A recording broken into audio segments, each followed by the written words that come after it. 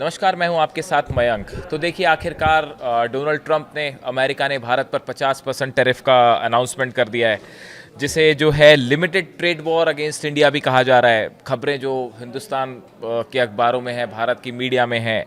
देखिए, United states on Monday declared what is effectively a limited trade war on India, notifying a 50% tariff, 25% taxes and 25% penalty on most of the goods import from India। देखिए, जैसा पहले Donald Trump ने कहा था कि 25% पहले tariff लग गया था और 25% अब पेनल्टी भी लगा दी गई है, जिसके बाद अब कुछ बड़े सवाल हैं जो भारत के सामने हैं। देखिए, एक बात तो यह है कि इस ट्रंप टैरिफ के खिलाफ पूरा हिंदुस्तान एकजुट होकर खड़ा हुआ है।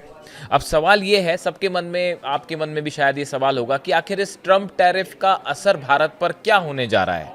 क्या कुछ चीज़ें महंगी हो जाएंगी, और अगर ऐसा है तो वो कौन सी चीज़ें हैं जो महंगी होने वाली हैं।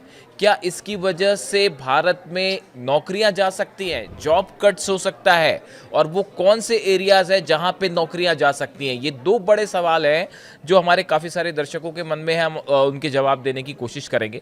अब देखिए, ये जो बढ़ा हुआ टैरिफ है 27 अगस्त से ये लागू हो जाएगा, और 50% बढ़ा के कर दिया गया है। ये अमेरिका के जो होमलैंड सिक्योरिटी डिपार्टमेंट है, इनकी तरफ से एक नोटिस जारी किया गया, और उसके बाद ये इसकी जानकारी दी गई कि 27 अगस्त को जो है दोपहर 12:01 के बाद से जो भी सामान एक्सपोर्ट किया जाएगा, जो भी सामान गोदामों से निकाला जाएगा एक्सपोर्ट के लिए, उस सब सामान पर 50% टैरिफ लगना है। अब देखिए, कौन से बड़े सेक्टर्स हैं जिन पे इनका इम्पैक्ट होना है।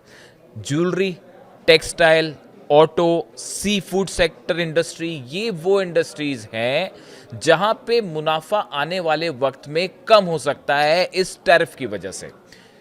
मैं रिपीट करूं, jewellery, textile, auto, sea food sector, ये बड़े सेक्टर्स हैं। ये वो सामान है जो कि अमेरिका को बड़े पैमाने पर इंपोर्ट किया जाता है, अमेरिका इंपोर्ट करता है भारत से। तो इसके ये इंडस्ट्रीज जो हैं, इन पे खासा असर इसको देखने को मिल सकता है।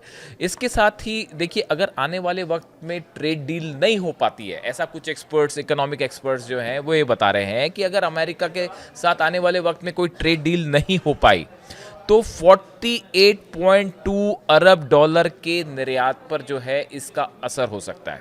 ये इस तरह की खबर है। अब इसका कितना इम्पैक्ट होगा, इसके लिए थोड़ा वेट करेंगे। अब देखिए, एक जो और खबर है जो काफ़ी सारे लोगों के मन में है कि भाई इससे जो है क्या जॉब्स पे खतरा हो जाएगा। तो इसको लेकर जो बात सामने आई है कि अमेरिका को सबसे ज़्यादा, देखिए, जो सामान जाता है, ज्वेलरी जा रही है, कपड़े जा रहे हैं, मशीनरी जा रही है, केमिकल एक्सपोर्ट किया जा रहा है।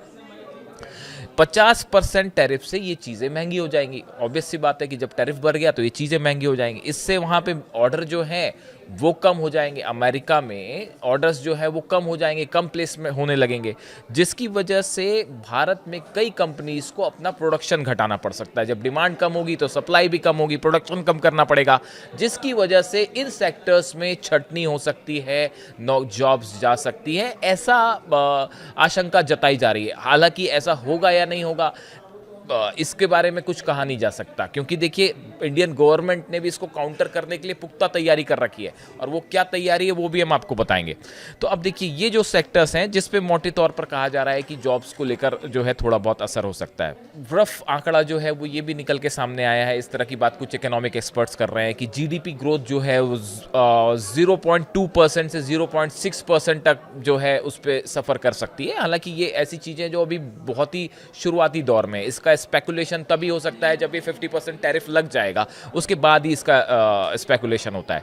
अब देखिए, बड़ी भारत ने कैसे इसे काउंटर करने के लिए क्या पॉलिसी अपनाई। भारत के वाणिज्य मंत्रालय ने लगभग 50 देशों के साथ नई निर्यात रणनीति बनाई है। इसके तहत चीन, मिडिल ईस्ट और अफ्रीका के बाजारों पर फोकस किया जाएगा। यानी मोदी गवर्नमेंट ने ऑलरेडी ट्रंप टैरिफ से निपटने के लिए एक बड़ा प्लान तैयार कर दिया है। देखिए, पहला स्टेप है चाइना, मिडिल ईस्ट, अफ्रीका के देशों के बाजारों पर फोकस किया जाएगा।